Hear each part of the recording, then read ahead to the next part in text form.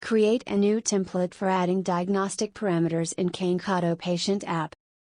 Open the CANKADO Patient App in your device.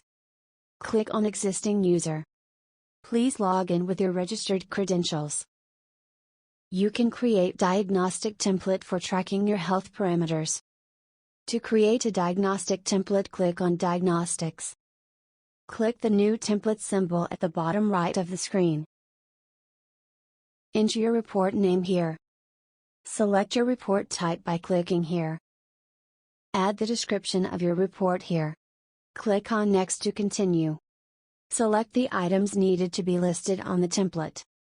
After completing adding the items, click on the Create button at the bottom of the screen. You have now successfully added a new template for adding the diagnostic parameters.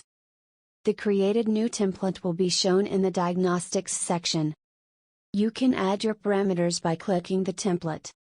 You can also add date and diagnostic parameters in this template.